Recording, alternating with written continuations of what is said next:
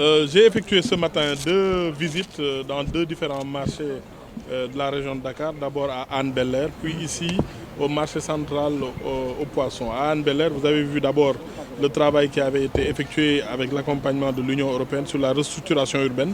Toutes ces voies qui ont été créées dans des zones sablonneuses où les véhicules de collecte de déchets n'arrivaient pas. Le sens de cette visite, c'est d'encore faire le plaidoyer. Vous l'avez entendu cette semaine, le président de la République sur les lieux à haut potentiel de fréquentation qui sont les nids de développement du coronavirus. Ce sont les marchés, ce sont les gares routières. Il faudrait que nos compatriotes prennent davantage conscience que le virus se propage au Sénégal et ce sont des lieux de commerce, ce sont des lieux de transport qui en sont un peu les écrins. Donc il nous faut davantage de vigilance, respecter les règles qui sont édictées par les autorités sanitaires. L'autre chose, c'est la politique de gestion des équipements marchands. Le président de la République l'a rappelé.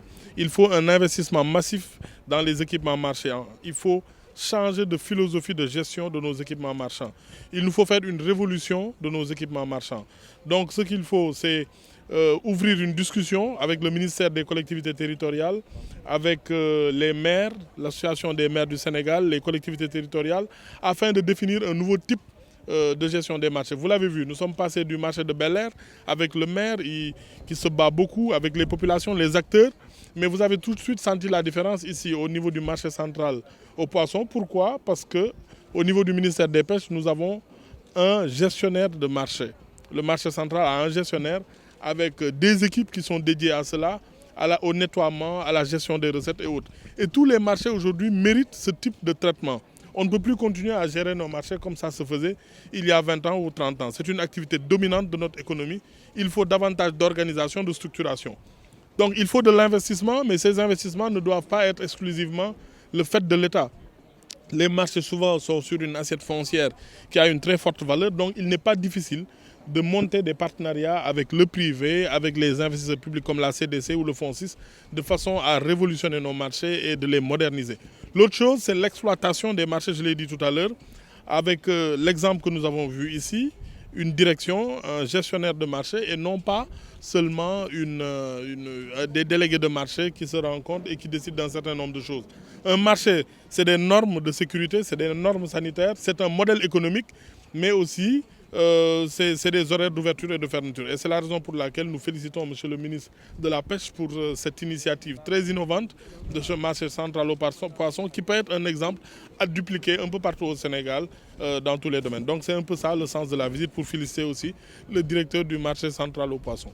Naturellement, on sent d'abord une baisse d'activité, mais comme je l'ai dit tantôt en Wolof, mieux vaut avoir la santé que d'avoir un chiffre d'affaires. Donc il faut se rendre à l'évidence que les populations, les commerçants, comme ils l'ont fait à Sandaga ou dans d'autres marchés avec M. le ministre maire Alundoy, les gens ont conscience qu'il y a un péril sanitaire et il y a lieu de changer les habitudes. Les extensions de marché, les excroissances, il faut lutter contre, mais il faut de l'organisation, il faut de la désinfection, il faut respecter les protocoles sanitaires dans les marchés. Donc aujourd'hui, il y a une baisse d'activité, nous le constatons, mais il y a un regain de conscience pour barrer la route à ce virus. Vous avez vu depuis quelques jours que la tendance est haussière. Nous avons quitté une progression arithmétique de 10, 20, 5, 10 cas par jour. Aujourd'hui, nous sommes à plus de 60 cas par jour. Donc il est temps encore de redoubler de vigilance et de respecter les règles ici même dans les zones de commerce. Nous sommes dans un site qui devrait servir de référence par rapport aux différentes dispositions prises par l'équipe qui est là, dirigée par le directeur de ce marché, Abou Mbaye, aussi bien du point de vue des mesures à respecter par rapport à tout ce que les autorités sanitaires ont eu à édicter, mais également dans le travail qu'ils font pour la sensibilisation et pour l'implication des différents tiers qui viennent ici. Je m'en inquiétais tout de suite en arrivant par rapport aux différentes mesures prises et sur lesquelles il me rend compte régulièrement de savoir s'il y avait une baisse de la fréquentation et autres. Et Dieu merci, il me dit que non. Donc ça veut dire qu'on peut allier vraiment le développement de l'activité, mais également avec un respect de tout ce qui est règles pour nous préserver de cette pandémie qui est en train, comme l'a dit mon collègue, de prendre des dimensions qui pourront, si on y met garde, en tout cas être inquiétantes. Donc au niveau des quais de pêche et des marchés, ce sont les mêmes consignes.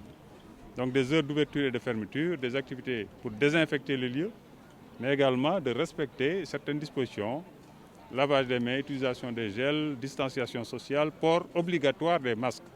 Ça c'est important et je pense que c'est en train d'être respecté un peu partout. Maintenant, au niveau des heures d'ouverture et de fermeture, voir comment réguler les flux, parce que souvent ça peut créer des sortes d'embouteillages, mais voir comment réguler ces flux-là par une certaine organisation. En tout cas, une gestion des flux d'entrée et de sortie de ces marchés-là. Voilà, je voudrais tout d'abord, en tout cas, remercier le ministre et son équipe d'être venus s'enquérir de la situation des équipements marchands de la commune de Hann Bel-Air. Et je crois qu'il est en train de le faire un peu partout au Sénégal. Et c'est un moment pour moi, au nom en tout cas de mes collègues élus, des délégués de marché de la commune, pour le remercier pour le bon travail qui a été fait. J'ai particulièrement beaucoup suivi avec intérêt et apprécié sa communication lors du dernier Conseil des ministres, où il a eu à parler effectivement des comités de salubrité. Parce qu'aujourd'hui, la démarche nouvelle dans les marchés, ce n'est pas seulement de se limiter à communiquer ou à échanger avec le délégué de marché et quelques agents, mais c'est de mettre en place un dispositif qui permettrait en tout cas à ces marchés de pouvoir s'évaluer, de pouvoir s'améliorer dans sa fonctionnalité, mais surtout de tenir compte de la partie représentativité. Parce qu'un marché, c'est plusieurs activités à la fois. Et parmi lesquelles, vous avez par exemple les tabliers, vous avez certains qui ont des magasins et qui forcément n'ont pas les mêmes réalités. Donc c'est vraiment pour vous dire que je m'en réjouis et en ma qualité de maire, je tenais à le remercier d'être venu.